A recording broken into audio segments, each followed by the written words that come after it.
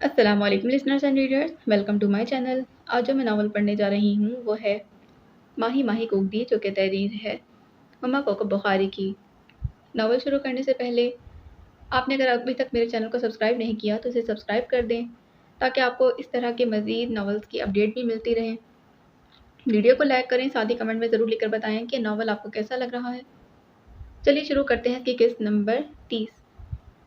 माँ बानो बहुत खुश थी। अब्दुल्ला का थीसिस बहुत अच्छा जा रहा था और उसने खादिम हुसैन और मुकर्रम वाले मामले को भी ज़्यादा तूल नहीं दिया था। आजकल वो बेहद मसरूफ़ था। कभी कभार तो यूँ होता कि दो दो तीन दिन तक उससे मिल भी नहीं सकती थी। काम के दौरान यूँ भी वो डिस्टर्ब होना पसंद नहीं करता था। फारिग होकर वो खुद ही माँ बानो के पास चला आता था और फिर दोनों मिलकर ढेर सारी बातें करते। मगर सबसे ज़्यादा खुशी उसे इस बात की थी कि अब्बा जी अमरीका जाने पर राज़ी हो गए थे। उसके दोस्तों ने मुसलसल बहस कर करके उन्हें कायल कर ही लिया था और इनके सबसे बड़े मसले का हल भी एडी ने पेश कर दिया था। आप इस वक्त की फ़िक्र बिल्कुल मत करें अंकल, हमारा घर रिप्लेक्स है। घर के दोनों हिस्से साथ साथ होने के बावजूद दोनों अलहदा हैं। कैंट का इलाका है, इसीलिए यूँ भी महफूज है। आंटी और बानो वहाँ शिफ्ट होकर आंटी और बानो वहाँ शिफ्ट हो जाएं। मेरी बहन शादीशुदा है और लाहौर से बाहर रहती है। अम्मी अकेली होती हैं, इनका भी दिल लग जाएगा। कुछ अरसे पहले तक तो इस हिस्से में बहन रह रही थी, अब वो चली गई है तो घर बिल्कुल खाली लगता है। अब्बा जी फिर भी तजब्जुब में थे। सोच क्या रहे हैं अंकल, इतना अच्छा मौका है, प्लीज़ आप इस ऑफर से ज़रूर फ़ायदा उठाएं। मुझे तो यही सोच सोच कर इतनी खुशी हो रही है कि आपकी पोल्ट्री देखकर ही इन अमरीकियों के भी होश ठिकाने आ गए। नेहा ने कहा, अंकल अब मसला क्या है? माँ बानो और आंटी इधर अच्छे तरीके से रहेंगी। पुराना घर छोड़ना पड़े, लेकिन इतनी कुर्बानी तो देनी ही पड़ती है कुछ भी हासिल करने के लिए। जेम्स ने उन्हें कायल करने की कोशिश की और बिलाखिर वो जाने पर राजी हो ही गए थे। चंद दिन में उन्हें अमरीका फ्लाई कर जाना था और माँ बानो और अम्मा इन्हीं तैयारियों में मसरूफ थी। अब्बा जी चाहते थे कि वो उनके सामने ही एडी के घर के खाली हिस्से में मुंतकिल हो जाएं। इन्हें वो मकान बहुत पसंद आया था, साफ शिफाफ और वसी। जगह भी बहुत अच्छी थी और किराया मुनासिब था। एडी किराए वगैरह पर राजी नहीं था, लेकिन अब्बा जी को इस तरह इन लोगों के वहाँ रहने पर एतराज़ था। अम्मा का ख्याल था कि अब्बा जी का हर फैसला ठीक होता था। महबानों की शादी के अलावा उन्होंने कभी किसी मामले पर अब्बा जी से इख्तलाफ नहीं किया था। वो अब भी यही समझती थीं कि उनका अमरीका जाने का फैसला दुरुस्त था, लेकिन फिर भी बाज़ औक़ात वो रो पड़ती थीं। महबानों और अब्बा जी उन्हें समझाने लगते और वो फिर उनके साथ मिलकर तैयारियां शुरू कर देती। रेशमा नानी माँ के घर पहुंची तो उनकी खुशी दीदनी थी। वो कभी उसके गाल चूमती, कभी माथा, साथ में उनकी आंखें भी आंसुओं से रवां थीं। रेशमा पहले तो उनके गले लगकर रोती रही, फिर उन्हें चुप कराने लगी। प्लीज़ नानी अम्मा, आप रोए मत, मेरे दिल को कुछ होता है, वो बोली थी। अब इसे बैठने दो तो अब इसे बैठने तो दो। रजिया की माँ, यूं ही सारी रात खड़ा रखोगी क्या? नाना जी ने उनसे कहा। हाँ बेटा बैठो, शाह साहब आप भी तशरीफ़ रखें। उन्होंने कुर्सियों की तरफ इशारा किया। यह आपके शायान शान चीज़ें नहीं, बस छोटा सा गरीब खाना है।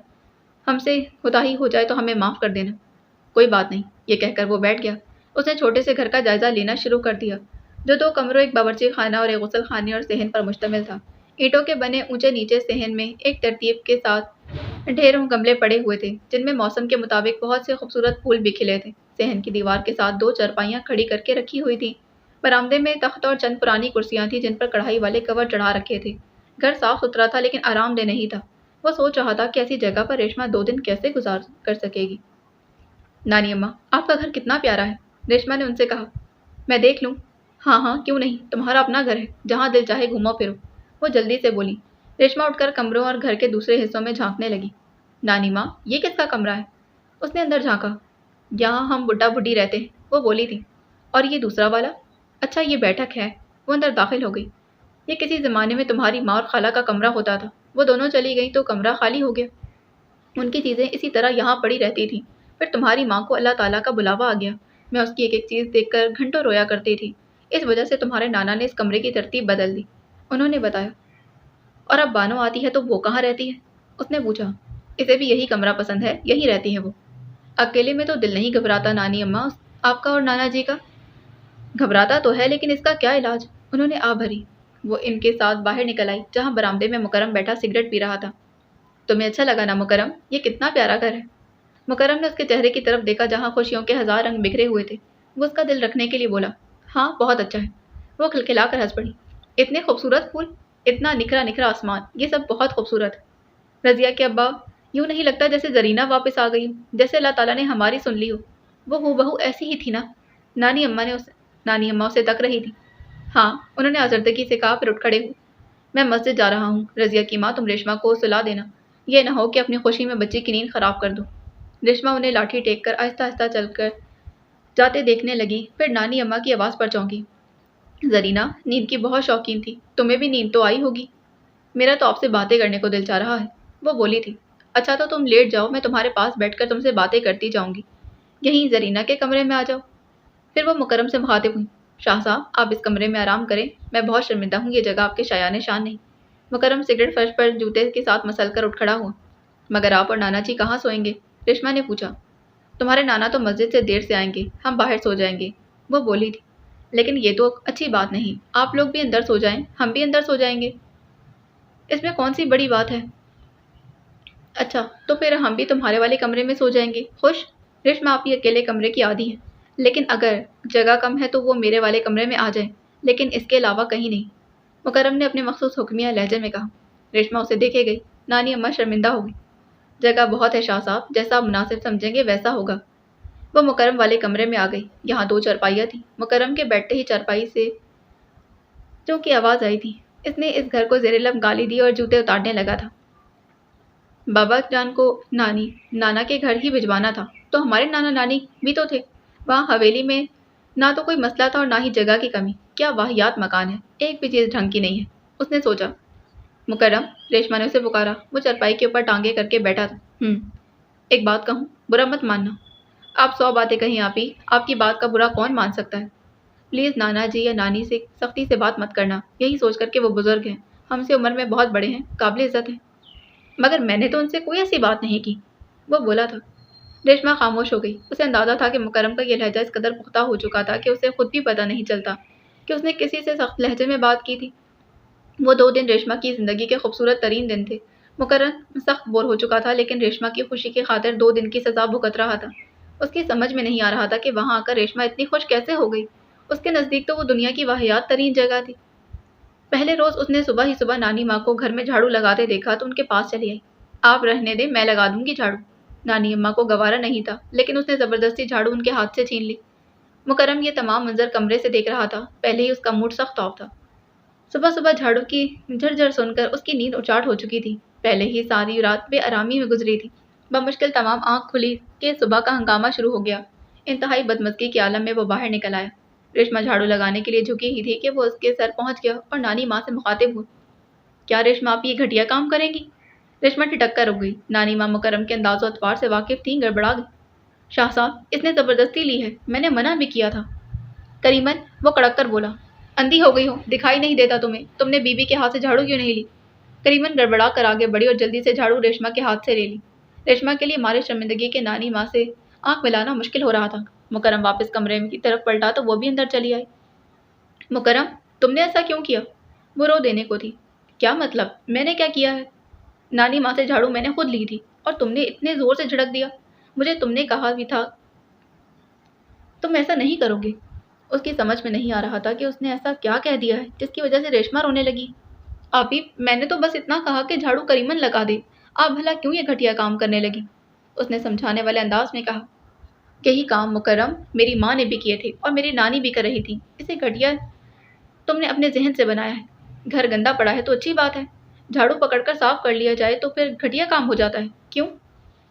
اوہو آپی، آپ تو ناراض ہو گئی، میں نے آپ کے آرام کی خاطر کہا تھا، وہ بولا۔ تم میرے آرام کی فکر مت کرو، میں اسی طرح خوش ہوں۔ مکرم خاموش ہو گیا۔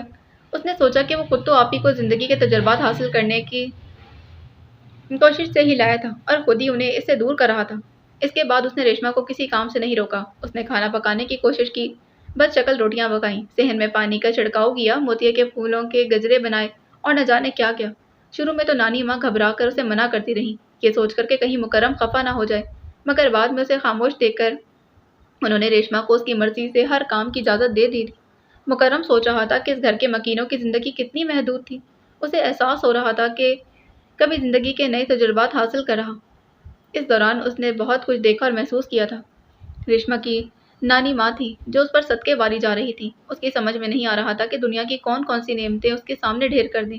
کبھی ان کی آنکھوں میں نمی اترنے لگتی، مگر وہ اسے ریشما کے سامنے ظاہر نہیں کرتی تھی۔ ہاں، جب اس کے نانا جی آ جاتے اور ریشما سامنے نہیں ہوتی تو رو پڑتی تھی۔ ریشما کو دیکھ کر مجھے زرینہ یاد آنے لگتی، کبھی کبھار تو یوں لگتا ہے جیسے قدرت کو ہم پر رحم آ گیا، مگر پھر جب یہ سوچتی ہوں کہ ریشما یہاں سے چلی جائے گی تو دل ڈوبنے لگتا ہے۔ زرینہ بھولی تو کبھی نہیں تھی، مگر اس کی بیٹی پر نگاہ پڑتے پچھلے زخم پھر کھل جاتے ہیں۔ وہ خواب میں آ کر مجھ سے روتے ہوئے کہتی ہے، اماں میں نے آپ سے اپنے لیے کوئی شکوہ نہیں کیا، لیکن میری بیٹی کو کوئی دکھ نہ ہونے دینا۔ ہم تو کچھ نہ کر سکے مولوی صاحب، نہ اپنی بیٹی کے لیے اور نہ ریشما کے لیے۔ اسے اتنا بڑا قصور بھی سرزد نہ ہوا تھا، چھوٹی سی تو بچی تھی، نادان تھی، ہم نے اپنی ضد میں اسے ہمیشہ کے لیے کھو دیا۔ ان کی باتیں سن کر مکرم خاموش ہو گیا تھا۔ چھوٹی اماں کا ذکر اس انداز میں کیوں؟ ان سے کیا خطا سرزد ہوئی تھی جس کا ریشما آپی کی نانی حوالہ دے رہی تھی، مگر انہوں نے کبھی واضح انداز میں کبھی ذکر نہیں کیا۔ ریشما کو خوش دیکھ کر البتہ وہ بھی خوش تھا۔ حیران تو تھا ہی کہ اس چھوٹے سے بے آرام گھر میں اتنے فضول سے کام کرنے میں کیا مزہ مل رہا، لیکن اس سے بڑھ کر وہ خوش تھا۔ کتنے دن بعد اس نے ریشما کو کھلکھلا کر ہنستے دیکھا تھا، جب وہ کپڑے دھونے کی کوشش میں پوری بھیگ جاتی، جب روٹیاں پکاتے اس کی عجیب و غریب شکل دیکھ کر خود ہی ہنسنے لگتی، جب مکرم کو سگریٹ فرش پر پھینکتے دیکھ کر اسے گھورتے ہوئے اسٹریک کے طور پر چھوٹی سی کٹوری لا کر دیتی، جب نانی اماں سے اپنے لمبے بالوں میں ڈھیر سارا تیل لگواتی۔ اس نے ایک ایک لمحہ خوشی کے عالم میں گزارا تھا۔ مکرم، تم میرے ہاتھ کی پکائی ہوئی روٹی کھاؤ گے یا پھر نانی اماں کے ہاتھ کی؟ نانی ماں نے تمہارے لیے خاص طور پر پکائی ہے، کہہ رہی تھی کہ تم میری والی روٹیاں نہیں کھا سکو گے۔ وہ آ کر کہتی، آپی آپ کے ہاتھ کی پکی روٹیاں ہی کھاؤں گا۔ وہ اس کا دل رکھنے کو کہتا، وہ کچی پکی روٹیاں اس کے سامنے رکھ دیتی اور پھر خود بھی ان کی شکل صورت دیکھ کر ہنستی چلی جاتی۔ دیکھو مکرم، یہ والی روٹی کچھ اٹلی کے نقشے سے نہیں ملتی، اور یہ جرمنی جیسی روٹی دیکھو، اس میں برلن وال بھی ہے۔ رات کا کھانا کھاتے اسے اچانک ہی خیال آ گیا، مکرم بابا جان سے میری ایک سفارش کر دو گے؟ ارے آپی سفارش کی کیا بات ہے، آپ کی تو کوئی بات بابا جان خود نہیں ٹالتے۔ نہیں، مگر میں ان سے نہیں کہہ سکتی، پلیز تم ان سے کہہ دو کہ مجھے کچن میں جانے کی اجازت دے دیں۔ آپ کا دل نہیں بھرا ان کاموں سے؟ مجھے تو بہت مزے کے لگے ہیں یہ کام، وہ بولی تھی۔ بس تم بابا جان سے مجھے اجازت دلوا دو، میں چائنیز، فرینچ اور اٹالین کھانے پکانا سیکھوں گی۔ وہ مسکرا دیا تھا۔ ٹھیک ہے۔ ریشما کے ذہن میں عبداللہ کا خیال آ رہا تھا۔ مہبانوں نے بتایا تھا کہ اسے چائنیز، فرینچ اور اٹالین کھانے پسند ہیں۔ وہ خود کو مکمل طور پر عبداللہ کی پسند میں ڈھال دینا چاہتی تھی۔ عبداللہ کے لیے اماں اور بابا جان کا وہاں آنا بہت خوشگوار سرپرائز تھا۔ آپ نے مجھے جگا دیا ہوتا، کمال ہے، میں اتنی گہری نیند میں تھا کہ مجھے خبر بھی نہ ہوئی، اس نے ناشتہ کرتے ہوئے کہا۔ تھک کر سوئے تھے نا، اسی لیے نیند گہری تھی، ایسے میں جگا دیتی تمہیں؟ اماں جان نے پیار سے اس کی طرف دیکھا۔ آپ لوگوں نے اطلاع بھی کوئی نہیں دی، بس اچانک ہی پروگرام بنا تمہاری اماں کا۔ تمہیں یاد کر رہی تھی، بابا جان نے کہا۔ اماں آپ ہی یاد کرتی رہیں یا پھر بابا جان نے بھی کیا؟ اس نے اماں جان کے ہاتھ سے مکھن ٹوس لیا تھا۔ تمہارے بابا جان کی تو تم میں جان ہے، یہ کہتے نہیں ہیں، لیکن یہ تو نہ سمجھا کرو کہ تمہیں یاد نہیں کرتے۔ اچھا اماں جان، ایسا ہے کہ مجھے کچھ ضروری کام ہے، میں واپس آ کر آپ کے ساتھ تفصیلی ملاقات کروں گا۔ وہ بولا۔ کیوں، ایسا کیا کام ہے؟ میری فرینڈ ہے مہبانو، اس کے ابا جی امریکہ جا رہے ہیں، ان کی فلائٹ ہے آج، مجھے انہیں ایئرپورٹ لے کر جانا ہے۔ اس نے جلدی چائے حلق میں اتاری۔ بہت ضروری ہے کہ تم ہی انہیں ایئرپورٹ چھوڑنے جاؤ، وہ خود نہیں جا سکتے؟ بابا جان نے سگار سلگاتے سرسری انداز میں پوچھا۔ ان کے پاس کار نہیں ہے، مجھے بھی منع کر رہے تھے کہ ٹیکسی میں چلے جائیں گے، لیکن میں نے خود اصرار کیا، وہ اٹھتے بولا اور اماں جان اور بابا جان کو پیار کر کے خدا حافظ کہہ کر باہر نکل گیا۔ شک تو بابا جان کو کافی عرصے سے تھا کہ مہبانو اور عبداللہ کے درمیان تعلقات کی نوعیت عام دوستی سے کچھ بڑھ کر ہی تھی، مگر کل رات اس کے کمرے میں مہبانو کے ڈھیر سارے اسکیچ اور اس کا مجسمہ دیکھ کر ان کا شک یقین میں بدل گیا تھا۔ انہیں احساس ہوا کہ وقت کا پہیہ ایک مرتبہ پھر 25 سال پیچھے گھوم گیا تھا۔ زہرا اور زینب اب تک امریکہ میں ایڈجسٹ نہ ہو سکی تھی۔ فرق اتنا تھا کہ زہرا پڑھائی پر زیادہ توجہ دے کر اپنا ذہن دوسری باتوں سے ہٹا لینا چاہتی تھی۔ زینی کے ساتھ مسئلہ دوسرا تھا، اس نے کبھی بھی ذہنی طور پر اپنے خاندان کے بکھر جانے کو تسلیم نہیں کیا تھا۔ بالآخر وہ گاؤں واپس گئی تھی، تب بھی وہ وہاں کی پابندیوں سے گھبرا گئی تھی، مگر اب وہ محسوس کرتی کہ وہ سب کچھ امریکہ جانے سے پہلے بہتر حال میں تھا، اور کچھ نہیں تو وہاں سب اپنے تو تھے، اپنی مٹی سے اپنائیت خوشبو تو آتی تھی۔ سب اب بھی قدم قدم پر ان کا حوصلہ بڑھاتا، اسے گھمانے پھرانے لے جاتا، مگر وہ کسی طور بہل نہ رہی تھی۔ عموماً سب اس کے اپارٹمنٹ میں چلا آتا تھا، زینی کو وہ اپنے اپارٹمنٹ میں نہیں لے جانا چاہتا تھا۔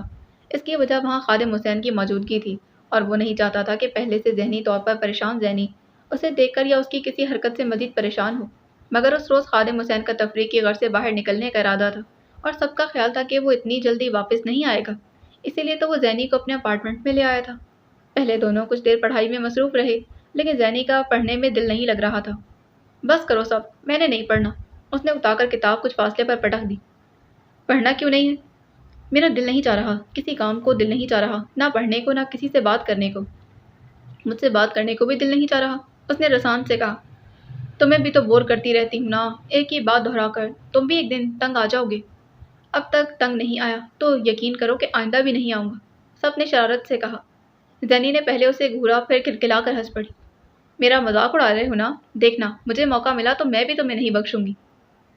गमे जहाँ हो रुखे यार हो के धीरे से तुम, जो आए आए के हम दिल को शादा रखते हैं। सब ने कहा। हाय सब, तुम कितनी अच्छी उर्दू पोइट्री करते हो, तुम्हें मुश्किल नहीं लगती? जैनी ने हैरत से उसकी तरफ देखा। इस बात को छोड़ो और ये बताओ कि कहीं बाहर चले घूमने के लिए, उसने पूछा था। मेरा दिल नहीं चाह रहा, पहले ही मुझे बहुत डर लग रहा है। इस मर्तबा तो मैं फेल हो जाऊंगी, मुझे अच्छे तरीके से पता है। ज़ोहरा भी तो तुम्हारे साथ है, तुमने तो पढ़ना बिल्कुल ही छोड़ दिया है, इससे क्या फ़ायदा तुम्हें? सब ने कहा। मुझे नहीं पता, मेरा दिल नहीं लगता काम में। मुझे अम्मा, बाबा जान और भाई बहुत याद आते हैं। मरी में गुजरने वाले दिन याद आते हैं। मेरा दिल चाहता है कि वक्त पलट आए, मैं उन्हें याद करती हूँ। इन दिनों को याद करने में कोई मजायका नहीं, लेकिन उन्हें अपने जहन पर सवार कर लेना गलत है। उस वक्त तुम गो वेस्ट सुनकर यहाँ आने की दुआएं करती थी। ना तुम उस ना तुम उस वक्त खुश थी और ना आज हो। पहले तो खुश रहती थी ना, जब तक तुम मेरे लिए सिर्फ अपने सब थे। अब तो तुम मेरे बाबा जान के बेटे भी हो, बड़ी हवेली के मकीन भी हो। तुम्हारे भाई मेरे भाई को कत्ल करने वाले इन्हें कत्ल करना चाहते हैं। ये नहीं सोचते कि वो खुद क्या करने निकले थे। उस रोज़ अब्दुल्ला को खबर ना होती तो वो गुड़िया को अगवा कर चुके होते ना। फिर पहल भी तो तुम्हारे भाइयों ने की थी। इस सेल्फ डिफेंस के लिए भाई ने गोलियां चलाई तो क्या बुरा किया, लेकिन तुम्हारे भाइयों के सर पर तो खून सवार है, वो हमें भी कभी खुश नहीं रहने देंगे। उसने होठ काटे। पुरानी बातें दोहराने से क्या फ़ायदा है? तुम ये सब बहुत पहले से जानती थी, ये तुम्हारे लिए कोई नई बात तो नहीं। हाँ, बहुत पहले से जानती थी, लेकिन तुम्हें छोड़ भी तो नहीं सकती थी ना। किससे शेयर करूँ मैं ये सब कुछ? गुड़िया या भाई से कहूँ? वो तो बहुत इत्मीनान से कह देंगे कि हमने तो ये सब तुम्हें पहले भी समझाया था, लेकिन तुम भी नहीं समझी। ये तुम्हारा अपना फैसला था। मुझे उनकी बातें सुनकर और गुस्सा आएगा, पहले से ज़्यादा दुख होगा। मुश्किल तो ये हो गई है कि अब तुमसे भी कुछ नहीं कह सकती। मैं नहीं चाहती कि तुम ये समझो कि मैं मैं परेशान हो रही हूँ, क्योंकि ऐसा नहीं है। मगर मैं परेशान तो हूँ ना। पहले भाई की तरफ से परेशान, फिर तुम्हारी तरफ से भी। उस रोज़ अगर तुम्हारे मुकर्रम भाई तुम्हें कुछ कर देते तो क्या होता? कसम से मैं तो वहीं पर खुदकुशी कर लेती। उस दिन के बाद कितने दिन तक तो मुझे नाइटमेयर्स आते रहे। कभी ख्वाब में देखती थी कि वो तुम्हें मार रहे हैं, कभी देखती कि भाई पर गोलियां चला रहे हैं। और अब मैं अम्मा और बाबा और भाई से दूर हूँ तो मुझे और डर लगता है। हर वक्त मैं खौफजदा रहती हूँ। मेरा भाई बहुत गैर महफूज है। मुझे पता है कि वहाँ रहकर भी इसके लिए कुछ नहीं कर सकती, मगर ये तसल्ली तो है ना कि वो आंखों के सामने है। वो रो पड़ी थी। खादिम हुसैन अपने कमरे की रोशनी गुल करके वहीं लेटा हुआ था। ज़ैनी और सबकी तमाम तर गुफ्तगू उस वक्त उस तक पहुँच रही थी। इसके सर में सुबह से हल्का हल्का दर्द था, मगर शाम तक उसकी शिद्दत में इजाफा हो गया था और वो बाहर निकलने का प्रोग्राम मुलतवी करके अपने कमरे में ही लेट गया। फिर उसे खबर ही ना हुई कि कब उसे नींद ने आ लिया था। आँख उस वक्त खुली जब सब्त और ज़ैनी पढ़ रहे थे। उसे सब्त का ज़ैनी को अपने अपार्टमेंट में लाना अच्छा नहीं लगा था, लेकिन वो मुकर्रम की तरह इस बात पर उससे झगड़ा नहीं करना चाहता था। दूसरी तरफ वो इस बात पर सब्त की हौसला अफजाई भी नहीं करता और इस पर अपनी ये कमज़ोरी भी ज़ाहिर नहीं करना चाहता था कि वो ज़ैनी के हवाले से उसके सामने सबको कुछ नहीं कहना चाहता था। इसीलिए खामोशी से अपने कमरे में लेटा रहा। ज़ैनी रो रही थी और सब उसे चुप करवा रहा था। मेरी समझ में नहीं आ रहा, आखिर हमने ऐसा क्या किया है जिसकी वजह से सब हमारे ही दुश्मन हो गए हैं? मैंने बाबा जान से पूछा तो उन्होंने भी टाल दिया। कहने लगे कि बस ज़मीनों के झगड़े हैं और कुछ नहीं। मैंने उनसे कितना कहा, बाबा जान आप छोड़ दें ज़मीनें, नहीं चाहिए हमें ऐसी ज़मीनें जिनसे हमारे भाई की जान चली जाए। मुझे बताओ सबकी इन ज़मीनों में क्या है? मैं उसे उठने वाले तूफान को जानते हुए कोई उसे इनसे उठने वाले तूफान को जानते हुए भी कोई उनसे दस्तबरदार होने पर राजी ही नहीं। सब जानता था कि वो ज़मीनों के इस मफहूम से वाकिफ़ ही नहीं जिससे कोई ज़मींदार ही समझ सकता था। इसके नज़दीक इस सारे मसले का बहुत आसान हल था, बस ज़मीनें छोड़ दें, सब ठीक हो जाएगा। मुझे लगता है कि तुमने तो सारा पैसिफिक ओशन आज ही आंखों के रास्ते बहा देना है, मगर माइंड न करना, मुझे बहुत सख्त भूख लग रही है। तुम अपना ये शौक पूरा करो, इतनी देर में मैं किचन में झाँका हूँ। सबने ज़ैनी का ध्यान बटाने के लिए नई तरकीब से काम लिया। मैं इतनी सीरियस गुफ्तगू कर रही हूँ और तुम्हें खाने पीने की फिक्र है। जाओ, मैं नहीं बोलती तुमसे। इस समुद्री तूफान का मुकाबला उसी वक्त कर सकता हूँ ना, जब खा पी कर कुछ जान में जान आएगी। वो उठकर किचन की तरफ बढ़ गया था। जैनी मुंह फुलाए बैठी रही। जब सब किचन में पहुंच गया तो वो भी गोद में रखा हुआ कुशन कालीन पर फेंक कर, आंखें पोंछ कर और नाक रगड़कर जल्दी से किचन की तरफ बढ़ गई थी। सब प्लीज मुझे भी कुछ दो खाने के लिए, मुझे भी भूख लग रही। खादिम हुसैन कितनी देर तक किचन में उभरने वाले उनके कहके सुनता रहा। कुछ देर बाद दोनों लिविंग रूम में वापस आ गए थे। सुनो सब, अगर इस वक्त तुम्हारा भाई अपार्टमेंट में वापस आ गया तो क्या होगा? तुम्हें डांटेगा तो नहीं ना? या फिर मुझे ही कुछ कहते तो? उसने सोफे पर टांगे ऊपर करके बैठते पूछा। मेरे भाई बहुत मौजिब हैं, अफ्रीका के जंगली नहीं है कि घर आए मेहमान के साथ बुरा सलूक करें। खैर जाने दो, जैसे मैं जानती नहीं। उस रोज़ तुमने ही हवेली में कहा था कि अगर तुम्हारे भाई को मेरी असलियत का इल्म हो जाता तो वहाँ खुदा न खास्ता किसी एक की लाश पड़ी होती। और जो उस रोज़ उन्होंने रिवॉल्वर निकाल लिया था, वो भूल गए तुम? मैं तो कभी नहीं भूल सकती। मैं बड़े भाई की बात कर रहा हूँ, मुकर्रम की नहीं। वैसे सच कहूँ सब, मुकर्रम भाई इतने हैंडसम हैं कि मेरा तो इनके आधे गुनाह माफ़ कर देने को दिल चाहता है। वो हंसकर बोली थी। तुम मुझे जलाया मत करो। उसने घूरा था। जैनी फिर खिलखिलाकर हंस दी। चलो अब तुम्हें घर छोड़ाऊँ। मुड़ खड़ा हुआ। चलो। वो भी किताबें समेट कर तैयार हो गई। 2 घंटे बाद जब सब अपने अपार्टमेंट में दाखिल हुआ तो खादिम हुसैन टीवी देख रहा था। आपका बाय भाई? उसने बैठते दरियाफ्त किया। इस बात को जाने दो, सिर्फ इतना याद रखो कि आइंदा कभी भी किसी सूरत में जैनी को इस घर में नहीं आना। मैं इतना महज़िब भी नहीं हूँ कि घर आए दुश्मन को बार बार माफ़ कर दूँ। वक्त गुजरने का पता भी नहीं चला था। अब्दुल्ला वगैरह थीसिस में मसरूफ़ थे और महबानों वगैरह की क्लासेस जारी थी। इन दिनों ड्राइंग की 1 हफ्ते की क्लास के बाद मिनिएचर की 5 बजे की क्लास ख़त्म होने वाली थी। फाइनल इम्तिहानों में कुछ ज़्यादा दिन नहीं रह गए थे। इसके फ़ौरन बाद ही फाइनल ईयर का थीसिस डिस्प्ले था और फिर उन्हें कॉलेज से फारिग हो जाना था। ओ गॉड, ये मिनिएचर की मुसीबत का ख़त्म होगी। नेहा ने figure with landscape and architecture के असाइनमेंट करते हुए कहा। है तो मुश्किल काम मिनिएचर, लेकिन अब इतना भी मुश्किल नहीं रहा। तुम तो इससे अच्छा भला काम कर लेती। माँ बानो बोली थी। मैं इन गानों से तंग आ गई जो सुर लगा कर रखते हैं। शमशाद बेगम से कम की तो बात ही नहीं करते कभी। 1 2 3 आया मौसम है रंगी। और कभी बरसात में पता नहीं किस किस से कौन कौन मिला। ये 5 हफ्ते तो लगता है पुलसरात पर चलते हुए गुजारने हैं हमने। नेहा ने कहा। हाँ, बकौल सर के ईस्टर्न आर्ट। और फिर इनका भी तो क्या कसूर, अंग्रेजी आती नहीं इन्हें। तरस आता है मुझे इनकी सूरत देख देख कर। उम्मा हंसी थी। मेरा तो दिमाग पिलपिला हो गया है। मैं कब कहती हूँ कि अंग्रेजी के गाने लगाएं, उर्दू के ही लगाते लेकिन किसी इंसानी दौर के तो लगाएं। नेहा बोली थी। बानो, अंकल का कोई खत आया या फ़ोन? उम्मा ने उससे पूछा। हाँ, परसों ही फ़ोन आया था, मुझे बताने का ख्याल ही नहीं रहा। कह रहे थे कि मेरे लिए उन्होंने कुछ भेजा है। मैंने पूछा कि क्या भेजा है। उन्होंने बताया नहीं, कहने लगे कि खुद पता चल जाएगा। मैं कहती थी ना उमा कि मौका मिलने की बात है। सिर्फ मेरे अब्बा जी को मौका मिला तो उन्होंने खुद को मनवा कर रख दिया। वहाँ सब अब्बा जी से इतने इम्प्रेस हैं। अब्बा जी को अपार्टमेंट मिला हुआ है, कार है, सब कुछ है उनके पास। पता है अब्बा जी चाहते हैं कि फाइनल इम्तिहानों के बाद होने वाली छुट्टियाँ हम उनके पास अमेरिका में गुजारें। मेरे और अम्मा जी के लिए बहुत उदास होते हैं। वो हमें भी इतना ही याद करते हैं कि क्या बताऊँ। मेरे डैडी भी हफ्ता भर के लिए लाहौर आ रहे हैं, काम के सिलसिले में। नेहा ने उससे कहा। मैं मिलवाऊंगी तुम्हें उनसे। हाँ ज़रूर। फिर वो अम्मा से मुखातिब हुई। तुम्हारी मम्मी की तरफ से फिर कोई ख़त या फ़ोन तो नहीं आया आनंद के सिलसिले में? हर रोज़ ख़त पहुँच जाता है और फ़ोन भी। ख़त हीमा का, फ़ोन मम्मी का। बड़ी मुश्किल है बानो, समझ में नहीं आ रहा क्या करूँ। अम्मा ने कहा। मेरी मानो अम्मा, तो तुम इस सिलसिले में एडी से ज़रूर बात करो। मैं नहीं चाहती कि कल तुम इस बात पर पछताओ कि अगर तुमने एडी से जिक्र कर लिया होता तो शायद कोई राह निकल आती। अपने लिए कोई दरवाज़ा बंद मत करो। अच्छे तरीके से सोचो इस मसले पर। माँ बानो ने कहा। उसका थीसिस डिस्प्ले हो जाए फिर। भाड़ में गया थीसिस। नेहा को गुस्सा आ गया। थीसिस डिस्प्ले के बाद तुम सुधर जाओगी सक्खर, और वहाँ से थीसिस डिस्प्ले के बाद तो तुम सुधार जाओगी सक्खर, और फिर वहाँ से एक दिन हमें और एडी को तुम्हारी शादी का कार्ड मौसूल होगा। हद करती हो तुम भी। सारी ज़िंदगी तबाह करने का इरादा है क्या? वो तो हो ही गई है, मज़ीद क्या तबाह होगी।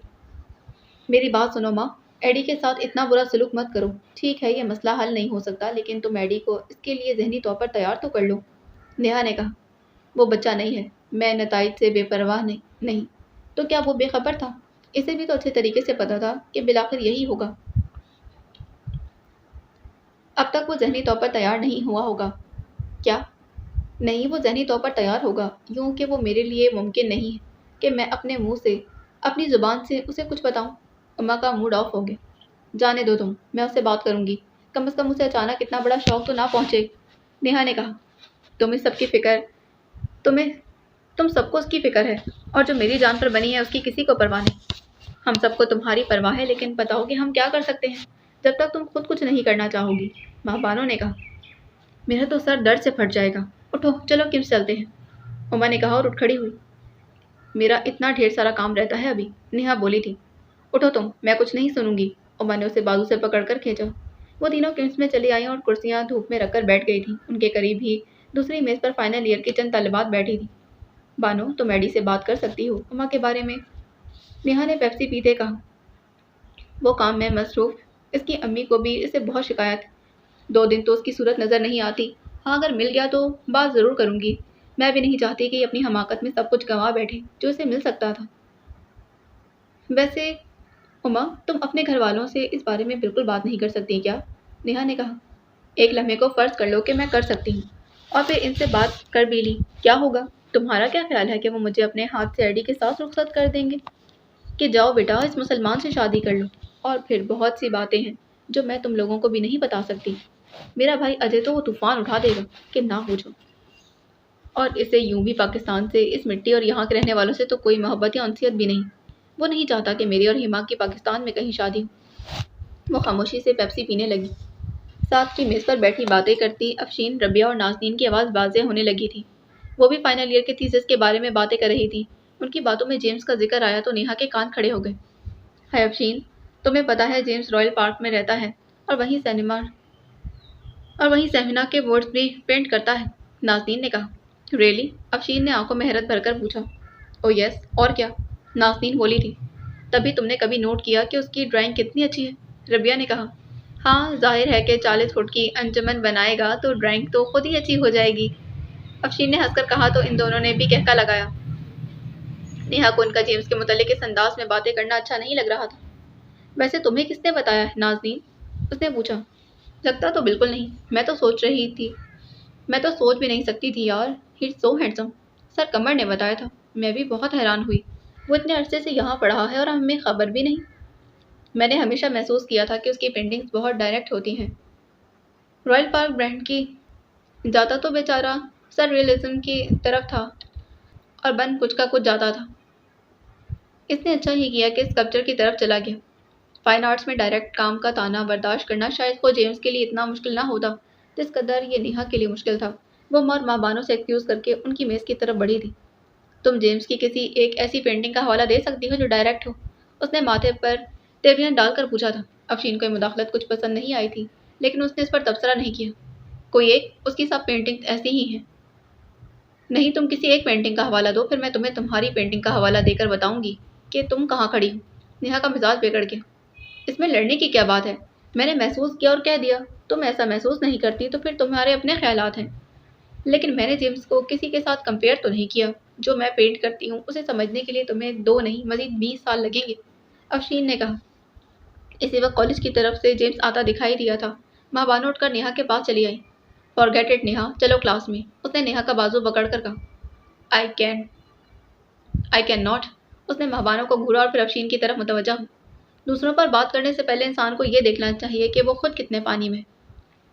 تم نے ایبسٹریکٹ پکڑا کیونکہ تمہیں ڈرائنگ نہیں آتی تھی۔ جیوری کے وقت ادھر ادھر کے کام بگاڑ کر تم پاس ہوتی رہی ہو۔ ایبسٹریکٹ کو تو تم جیسے آرٹسٹوں نے ہی سب سے زیادہ نقصان پہنچایا ہے، جنہیں ڈرائنگ کی الف بے سے بھی واقفیت نہیں۔ پھر تم نے سرریلزم کی ٹانگ توڑنی شروع کر دی۔ سارا کالج جانتا ہے کہ تم نے سلواڈور ڈالی کی نقل کی میٹنگ کلاکس بنانے کے بعد کہا۔ ریئلی؟ ایسی کوئی چیز اس نے بنائی؟ کمال ہے، مجھے تو کچھ پتہ ہی نہیں۔ سرریلزم سے پھر تم نے ایبسٹریکٹ پر چھلانگ لگائی کیونکہ جس ڈرائنگ کی ضرورت سرریلزم میں تھی وہ تو تمہیں آتی ہی نہیں تھی۔ ایبسٹریکٹ میں البتہ فلسفے کی گلیاں ٹانک کر تم اسے کچھ ثابت کرنا چاہتی تھی۔ جیمز عمر بانو کے ساتھ کھڑا نیہا کی گفتگو سن رہا تھا، مگر نیہا کو اس بات کا اندازہ ہی نہیں تھا۔ دیکھو نیہا، میں نے تم سے کوئی بات نہیں کی ہے اور نہ ہی تم سے کوئی بات کرنا چاہتی ہوں۔ افشین بیگ کندھے پر ڈال کر اٹھ کھڑی ہوئی۔ تھوڑی سی پریشانی اسے یہ بھی ہوئی کہ جیمز آ گیا تھا اور وہ جانتی تھی کہ کالج میں کسی کو ڈائریکٹ کام کا تانا دینے کا نتیجہ ویسا ہی ہوا تھا جیسا کہ ابھی ہو رہا تھا۔ دوستوں کے درمیان بات کرنا اور چیز تھی، لیکن یوں کسی کو کہہ دینا تو بالکل مختلف بات۔ آرٹ کے حوالے سے اس سے زیادہ برا لیبل اور کوئی نہیں۔ نازنین اور ربیہ بھی موقع کی نزاکت دے کر اٹھ کھڑی ہوئی تھی۔ تم ایسے نہیں جاؤ گی افشین، مجھے بتاؤ کہ تمہیں جیمز کے کام میں کیا چیز ڈائریکٹ نظر نہیں آئی تھی؟ تم نے اس کام کے لیے رائل پارک کا حوالہ کیوں دیا؟ تم یہ کہو کہ تم نے آرٹ کو سمجھنے کی حس ہی نہیں۔ تم نے کہا کیوں کہ وہ رائل پارک برانڈ کا کام کرتا ہے، اس کی ہر پینٹنگ میں ایک واضح سوچ ہوتی ہے، کیوں ہی تمہاری طرح رنگ نہیں پھینک دیتا کینوس یا بورڈ پر۔ شٹ اپ، میں تم سے بات نہیں کر رہی۔ چلو رابعہ، نازنین، ہم کیا بات کر رہے تھے اور اس نے کیا بات پکڑ لی ہے؟ وہ تیزی سے کالج کی طرف چلی گئی۔ یہ لڑکیاں، میرا تو دل چاہ رہا ہے کہ ان کی ایسی کی تیسی کر دوں، نیہا نے دانت پیس کر کہا۔ جانے دو نیہا، اتنا غصہ کرنے کی ضرورت نہیں ہے۔ جیمز کی آواز سن کر وہ پلٹی۔ اسے حیرت ہوئی کہ جیمز وہاں موجود تھا۔ تم کیوں جھگڑا کر رہی ہو؟ میرے متعلق کہہ رہی تھی تو کہنے دیا کرو، تمہیں کیا؟ وہ بولا تھا۔ مجھے کیا؟ وہ اسی تیزی سے بولی جس تیزی سے افشین سے مخاطب تھی۔ ہاں مجھے کیا، میں کون ہوتی ہوں ان سے کہنے والی، کیونکہ بات تو تمہارے متعلق کر رہی تھی نا۔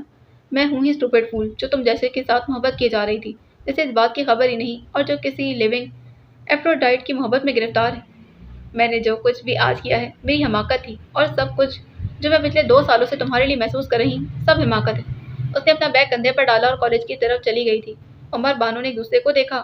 جیمز کی نگاہیں نیہا پر ہی لگی ہوئی تھی، یہاں تک کہ وہ اس کی نظروں سے اوجھل ہو گئی۔ چلو بانو، عمر نے کہا۔ پلیز عمر بانو، 1 منٹ میری بات سن سکتی ہو؟ جیمز نے کہا۔ کیا بات ہے؟ میں آیا تو تھا بانو کو ایڈی کا کوئی پیغام دینے، لیکن اب بالکل یاد نہیں آ رہا کہ اس نے کیا کہہ کر بھجوایا تھا۔ وہ وہیں کرسی پر بیٹھ گیا۔ پھر اب کیا بات ہے؟ ماں بانو نے کھڑے کھڑے پوچھا۔ نیہا، جس نے بظاہر خود کو بے نیازی کے خول میں لپیٹ رکھا تھا، اس کا یہ خول چٹکتے دیکھ دونوں افسردہ تھیں۔ ان کا خیال تھا کہ اس وقت نیہا کو ان کی تسلی کی ضرورت ہے اور وہ جلد از جلد اس کے پاس جانا چاہتی تھی۔ کچھ سمجھ میں نہیں آ رہا، تم لوگ نیہا کی فرینڈز ہو، پلیز مجھے بتاؤ کہ جو کچھ اس نے ابھی کہا وہ سب کیا تھا؟ تمہیں نہیں پتا کیا تھا؟ اس بات پر تمہیں زیادہ سر کھپانے کی ضرورت نہیں۔ تم جاؤ اپنی لیونگ ایفروڈائٹ کے پاس چلے جاؤ۔ ماں بانو نے تیز لہجے میں کہا۔ پلیز بانو، میری بات تو سنو، ہمیں کام ہے، اس نے بے رخی سے کہا۔ پلیز اما، تم ہی رک جاؤ۔ وہ اٹھ کر اس کے ساتھ ساتھ چلنے لگا۔ اما کا دل پسیج گیا۔ اچھا بولو، کیا کہنا ہے؟ تم میں سے تو کوئی بھی نہیں جانتا کہ میری لیونگ ایفروڈائٹ تو نیہا ہی ہے، وہ بولا تھا۔ کیا؟ جیمز، تم کتنے گنے، کتنے میسنے ہو، تم نے پہلے کیوں نہیں بتایا؟ وہ 2 سال سے تمہارے لیے سیریس ہے، مگر تم نے ہمیشہ ایسا رویہ رکھا جیسے وہ تمہاری عام دوستوں کی طرح ہے۔ ماں بانو بولی تھی۔ میں اس طرح نہیں کہنا چاہتا تھا، میں نہیں سمجھتا تھا کہ فی الحال میں نیہا کے لیے کیا ہوں۔ میں کچھ بن کر اس کا ہاتھ تھامنا چاہتا تھا، اس سے قبل اس کی زندگی کو محدود نہیں کرنا چاہتا تھا۔ وہ بہت بڑے باپ کی بیٹی ہے اور یہاں میں نے دیکھا ہے کہ اس کی بات کو بہت اہمیت دی جاتی ہے۔ نہ میں خود کسی اعلیٰ مقام پر ہوں اور نہ ہی یہ جانتا کہ میرا پاکستانی باپ کہاں ملے گا میرے متعلق، بھلا وہ یا پھر اس کے گھر والے کیوں سوچتے۔ میرے سامنے تو بے شمار ایسی باتیں تھیں جنہوں نے مجھے روک رکھا تھا۔ تم نے تو ہر بات خود ہی سوچ لی اور پھر اس پر فیصلہ بھی خود ہی صادر کر دیا۔ تم ابھی چلو اور اسے جا کر اپنی اس حماقت کی سوری کرو۔ اسے بتاؤ کہ تم اس کے لیے کیا محسوس کرتے ہو، عمر نے دوستانہ حکمیہ لہجے میں کہا۔ تم چاہتے تھے کہ مجھے کوئی کلو ہی دے دیتے۔ نیہا نے مجھے کبھی احساس ہی نہیں ہونے دیا۔ اس کا رویہ میرے ساتھ ہمیشہ عام دوستوں والا ہی تھا، پھر میں کیسے سوچ سکتا تھا کہ وہ بھی کبھی سیریس ہوگی میرے لیے؟ سارا الزام اس بیچاری کے سر پر نہ رکھو، تم نے کب اور اسے احساس دلایا ہے؟ کبھی اسے کوئی کلو دیا؟ تم نے بھی تو اس کے ساتھ ہمیشہ عام دوستوں والا رویہ ہی رکھا ہے۔ اچھا بابا، میری غلطی، لیکن اب میری لیونگ ایفروڈائٹ مجھے ملے گی کہاں؟ جیمز نے کہا۔ کلاس میں گئی ہوگی، وہیں چلتے ہیں۔ چلتے چلتے اما کو خیال ہے، وہ ایڈی کا پیغام بھی یاد آیا کہ نہیں؟ اتنا تو یاد ہے کہ پیغام تمہیں ہی بانو کو دینا تھا، لیکن یہ یاد نہیں آ رہا۔ میرے لیے نیہا کی باتیں ایٹمی دھماکے سے زیادہ بڑا دھماکہ کر گئی ہیں، اور اس کے بعد تو اگر مجھے کچھ یاد نہیں آ رہا تو کوئی عجیب بات بھی نہیں۔ مجھے پتا ہے اس نے کہا ہوگا کہ اس کے پاس ٹیلی کارڈ نہیں ہے، ورنہ وہ گھر فون کر کے اپنی امی کو بتا دیتا کہ وہ آج رات کو دیر تک کالج میں رہے گا۔ اس میں یہ پیغام اس کی امی تک پہنچا دوں گی۔ ماں بانو نے کہا۔ اوہ یس، بالکل یہی پیغام تھا، یاد آ گیا، جیمز نے کہا۔ نیہا کلاس میں نہیں آئی تھی، وہ سیڑھیاں اتر کر نیچے آ گئی۔ کہاں گئی ہوگی؟ اما نے کہا تھا۔ کالج کے چند ممکنہ گوشوں میں دیکھنے کے بعد وہ پریشان ہو گئے۔ کہاں جا سکتی ہے؟ گئی تو کالج کے اندر ہی تھی۔ بڑی مشکلوں سے اتنا پتہ چلا کہ وہ آرکیٹیکچر ڈپارٹمنٹ کی طرف گئی تھی۔ وہاں کیا کرنے گئی ہے وہ؟ جیمز بولا تھا۔ وہاں شور شرابہ نہیں ہوتا، شاید وہ تنہائی چاہتی ہو، اما نے خیال ظاہر کیا۔ گراؤنڈ فلور پر وہ کہیں نہیں تھی، فرسٹ فلور پر بھی نہیں تھی۔ دعا کرو سیکنڈ فلور پر مل جائے۔ 5ویں فلور پر ہوئی تو پھر میں سیڑھیاں چڑھتے چڑھتے ہی اللہ کو پیاری ہو جاؤں گی۔ महाबानो बोली थी। सेकंड फ्लोर के लेक्चर रूम में उमा ने झांक कर देखा। नेहा दरमियान में बैठी बेंच पर बैठी रो रही थी। वो पीछे हट गई। यहाँ भी नहीं है उमा। जेम्स और महाबानो उसके पास चले आए थे। उसने होठों पर उंगली रखी। अंदर है और रो रही है। जेम्स प्लीज तो माइंड मत करना, पहले मैं और बानो जाकर उसे तसल्ली दे। हाँ ठीक है, जेम्स ने सर हिलाया। वो दोनों अंदर दाखिल हुई और उसके दाएं बाएं बैठ गई थी। नेहा ने टिश्यू पेपर से अपनी आंखें साफ की, जिनमें लगा काजल फैल गया था। रो क्यों रही हो नेहा? नहीं, रो नहीं रही, तुम लोग जाओ, मैं इस वक्त अकेले रहना चाहती हूँ। उसने माथे पर आए अपने सुनहरी बाल पीछे की। हमें इतना समझाया, इतनी पट्टियाँ पढ़ाई कि मोहब्बत करके नाकाम हो जाना मोहब्बत ना करने से बेहतर, और खुद ये हाल है कि एक झटका नहीं सहा जा रहा। जाने दो यार, मैं तुम्हें इतना कम हिम्मत तो नहीं समझती थी। माँ बानो ने कहा। पता नहीं क्यों मैंने इसे ये सब कह दिया। उसकी आंखें फिर नम हो गई। मुझे अंदाज़ा नहीं कि मैं क्या कह रही। अब मैं सख्त शर्मिंदा हूँ। मैं सोच भी नहीं सकती थी कि मैं पहल करूँगी, वो भी सूरत में कि वो किसी और को चाहता है। उसकी ज़िंदगी में मेरे लिए कोई गुंजाइश नहीं। 2 साल से उसे नहीं बताया, तब भी कोई क़यामत तो नहीं टूटी थी ना। चंद दिन के बाद उसका थीसिस हो जाता और वो कॉलेज से चला जाता। सिर्फ चंद दिन की बात थी, मैं चुप रह जाती। क्यों कहा मैंने उसे ये सब? वो फिर रोने लगी। अच्छा किया ना कह दिया, उमा बोली थी। अच्छा किया, तुम्हें भी पसंद था एडी, लेकिन तुम बहल कर सकती थी। नहीं ना, मेरी समझ में नहीं आ रहा कि मैं उसका सामना कैसे करूँगी। उसने टिश्यू पेपर से आंखें रगड़ी। इसकी भी समझ में नहीं आ रहा कि वो तुम्हारा सामना कैसे करे, क्योंकि उसे अफसोस है इसने पहल क्यों नहीं की। पागल लड़की, उसकी लिविंग एप्रोडाइट तुम हो। उमा ने कहा। क्या बोली तुम? नेहा ने बेकीनी से उसे देखा। जो तुमने सुना, उमा ने कहा। और अब बाकी के सारे शिकवे शिकायतें तो तुम दोनों एक दूसरे के से खुद कर ली। रास्ते में हम तुम्हारी वकालत तो करते आए हैं, लेकिन हम मेरा ख्याल है कि वो ये सब तुम्हारे और तुम उसके मुंह से सुनना ज़्यादा पसंद करोगी। महाबानो रुमा उठ गई थी। कहाँ कहाँ चले तुम लोग? मेरी तो कुछ समझ नहीं आ रहा। क्या कर रहे हो तुम दोनों? अभी समझ में आ जाएगा, महाबानो ने कहा। बस तुम घड़ी भर इंतज़ार करो यहीं बैठकर। नेहा इन्हें लेक्चर थिएटर से निकलते दिख रही थी। अभी तक वो सूरत हाल को भरपूर तरीके से समझ भी ना सकी। अब तुम जाकर उसे बता दो, और चाहो तो लड़ भी लो। उसने ये बात 2 साल बाद क्यों बताई है? पहले क्यों नहीं बताई? माँ बानो ने जेम्स से कहा। हम अब क्लास में जा रहे हैं। रेशमा हवेली वापस आ जाने के बावजूद भी नानी माँ के घर गुजारे 2 दिन ना भूल सकी थी। मुकरम ने उसे किचन में जाने की इजाज़त दिलवा दी थी। वहाँ अम्मा जान उसके साथ साथ होती थी। इतनी मुलाजमाओं की मौजूदगी में रेशमा का काम करना उन्हें अच्छा नहीं लगता था, लेकिन उसकी खुशी देखकर चुप थी। उसके किचन में दाखिल होते ही मुलाजमाएं अलर्ट हो जाती, बढ़कर उसके हाथ से छुरी और सब्जी ले लेना चाहती थी, लेकिन वो हर काम खुद करती थी। अम्मा जान को हर वक्त ये फिक्र लगी रहती कि कहीं सब्जी बनाते उसकी उंगली पर जख्म ना आ जाए, या खाना पकाते हुए वो जल ना जाए। इस फिक्र की कुछ वजह तो ये थी कि उन्हें रेशमा से सगी माँ की तरह मोहब्बत थी, और कुछ ये भी कि उसे चोट लगने या जल जाने की सूरत में पीर साहब हवेली में तूफान खड़ा कर देते। पीर साहब भी उसे देखकर खुश हो जाते थे। पहले रोज़ वो झिझकते हुए उनके पास आई थी। बाबा जान, आए बेटा बैठें। उन्होंने उसे देखकर शफकत से कहा। मैं बैठने नहीं आई, मैं पूछने आई थी कि आप मेरे हाथ का पका खाना खाएंगे। उसके अंदाज में झिझक थी, और उन्हें उस पर बेतरह प्यार आया था। आप लाएंगी तो क्यों नहीं खाएंगे? लेकिन वो इतना अच्छा नहीं पका, अभी नया नया सीख रही हूँ ना, उसने कहा। हमें यकीन है कि हमारी बेटी के हाथ के पके हुए खाने से ज़्यादा लजीज खाना दुनिया में और कोई हो ही नहीं सकता। उनकी बात पर वो खिल उठी थी, और अब तो वो बहुत अच्छे खाने पकाने लगी थी, चाइनीज़, फ्रेंच और इटालियन खाने भी। खादिम हुसैन और सबको उसके नए शौक का इल्म हुआ तो उन्होंने उसके लिए ढेर सारी किताबें भिजवा दी थी, जिनमें खानों की तरकीबें दर्ज थी। ना सिर्फ ये, बल्कि खाना पकाने से मुतल्लिक कितनी वीडियोस भी उसके लिए भिजवाई थी। नवाजिश और हजूर अली अलबत्ता उसे बहुत तंग करते थे। शुरू में तो खैर वाकई उसके पके खाने बहुत अच्छे नहीं होते थे और इनका दुरुस्त मजाक उड़ाते थे, लेकिन जब वो बहुत अच्छा खाना पकाने लगी तब भी वो उसे तंग ज़रूर करते थे। ऐसे में बाज़ औक़ात वो अम्मा को मदद के लिए पुकारती। अम्मा जान देखें ये मुझे कितना तंग कर रहे हैं। और इससे कबल कि अम्मा जान कुछ कहती, मुकरम उन्हें घूर कर देखता। खामोशी से खाना खाओ। और वो दोनों भीगी बिल्ली बनकर रह जाते। रेशमा हंस पड़ती थी। आइंदा मैं अम्मा जान के बजाय मुकरम को कहा करूँगी, इसके सामने तो तुम सबकी बोलती बंद हो जाती है। यास्मीन बेगम रेशमा की तरफ से काफ़ी हद तक मुतमिन हो गई थी। वो खुश रहने लगी थी, और पीर साहब ने भी उसके लिए एक नहीं हवेली की कई रिवायतें तोड़ी थी। वो ना सिर्फ अपनी मर्जी से फ़ोन पर खादिम हुसैन और सबसे बातें कर सकती थी, बल्कि उन्हें ख़त भी लिखा करती थी। अब उन्हें हालात की बेहतरी की उम्मीद हो चली थी, मगर उनके दिल में कांटा चुभ रहा था। पीर साहब के लाहौर के चक्कर बढ़ गए, और यास्मीन बेगम जानती थी कि ऐसा अब हुआ करता था। अपनी पूरी अज़दवाजी ज़िंदगी में उन्होंने एक लम्हे के लिए भी ये महसूस नहीं किया कि उनका शौहर मुकम्मल तौर पर उनका था। پھر بھی جب وہ راتیں ڈیرے پر گزارا کرتے یا ان کے لاہور کے چکر بڑھ جاتے تو ان کے اندر خلش پیدا ہو جاتی۔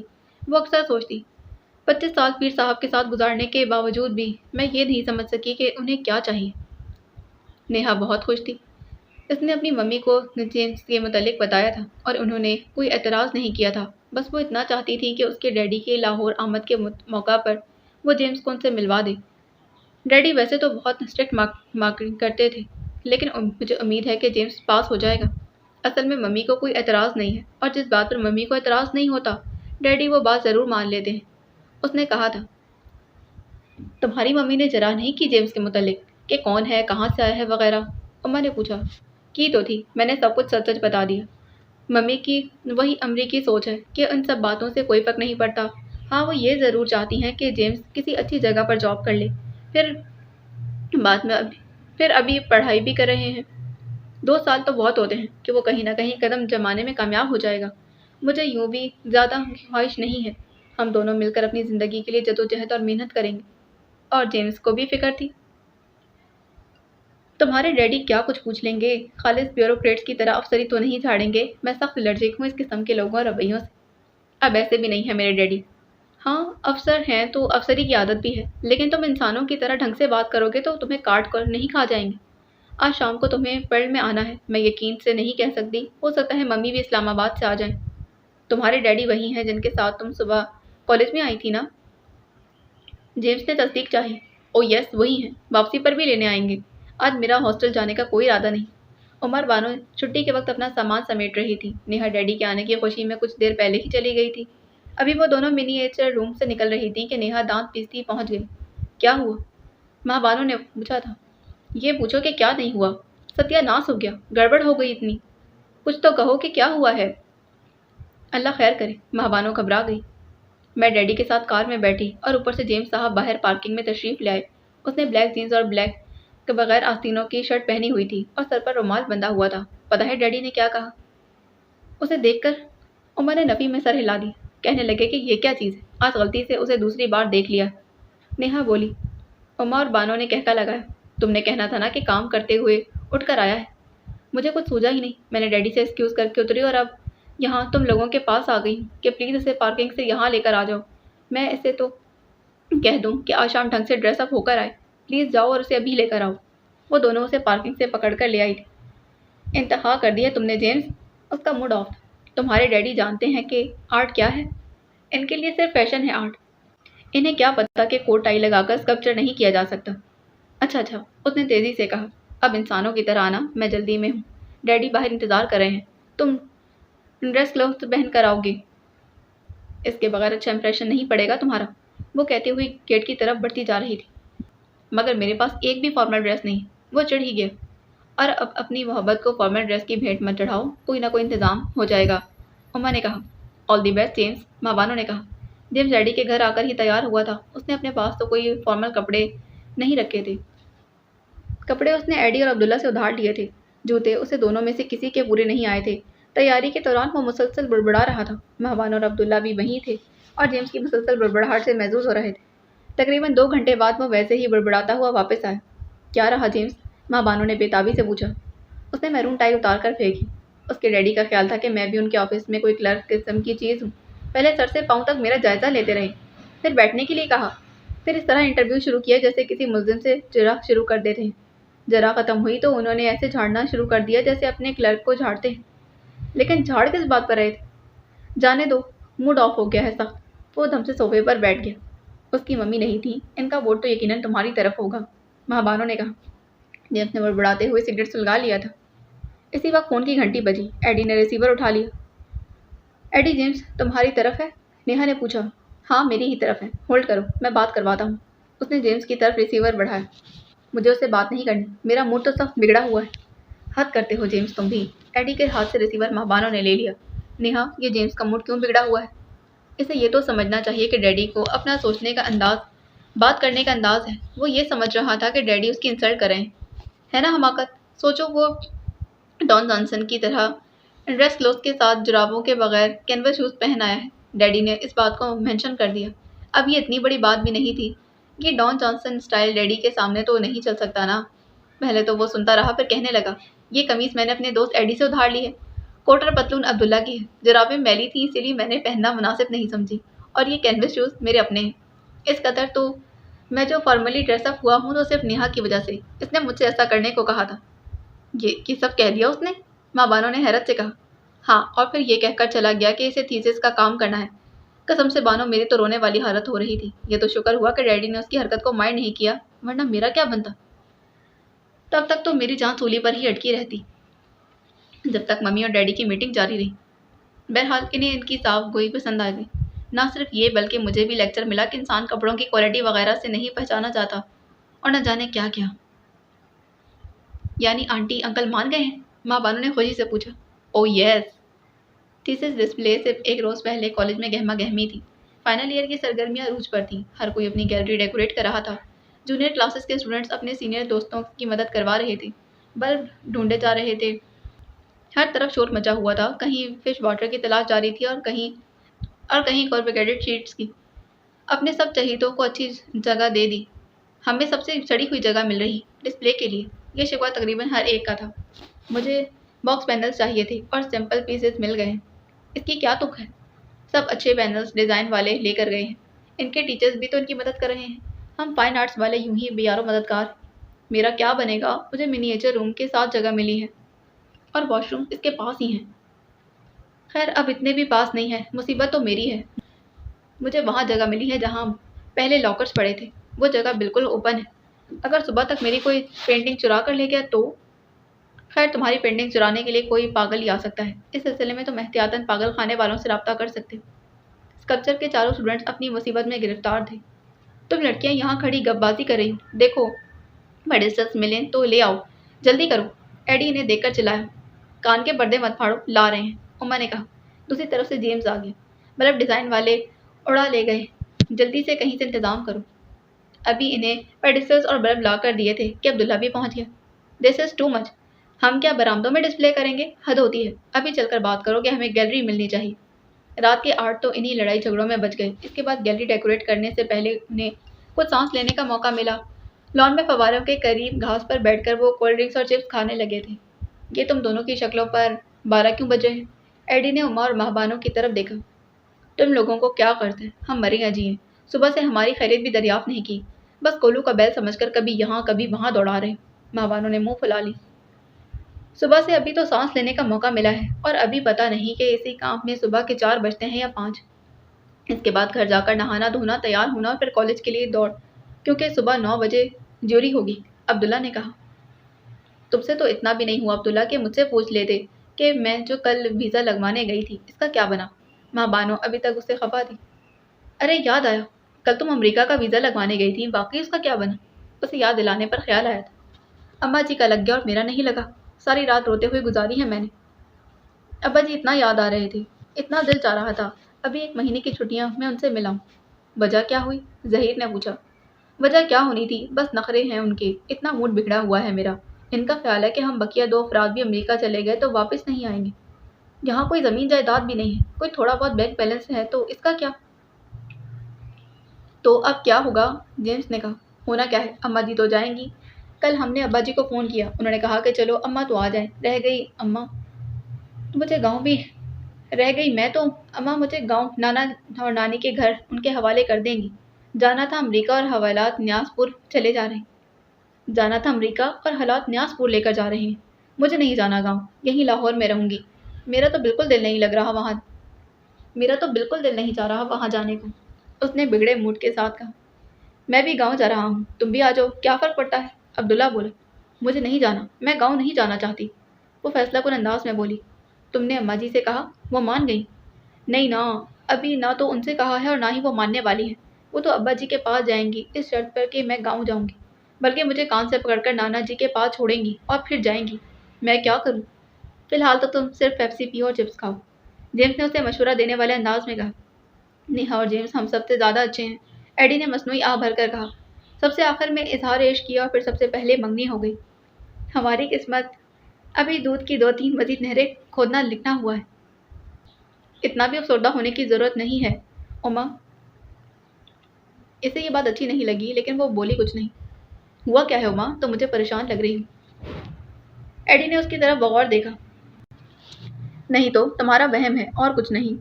تم بتاؤ کہ تھیسس کے بعد کیا ارادہ ہے؟ اس نے پوچھا۔ برطانیہ کے اسکالرشپ نکل رہے ہیں کچھ دنوں میں۔ میرا ارادہ ہے کہ مووی میکنگ میں اپلائی کروں، رائل کالج آف آرٹس میں۔ نیہا نے پوچھا۔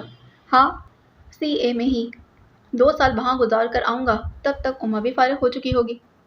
باقی اگلی قسط میں جانے سے پہلے چینل کو سبسکرائب کرنا ہرگز نہ بھولیں، اور کمنٹ میں ضرور لکھ کر بتایا کریں کہ آپ کو اسٹوری کیسی لگ رہی ہے اور کیا آپ مزید اس قسم کی اسٹوری سننا چاہتے ہیں۔